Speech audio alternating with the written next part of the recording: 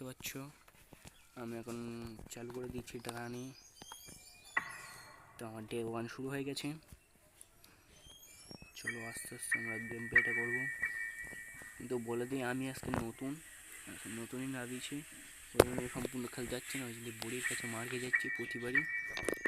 তোমরা আমাকে একটু ভালো করে ভিডিও দিও, আমি যেন বুঝতে পারি যে কী করে খেলতে পারবো।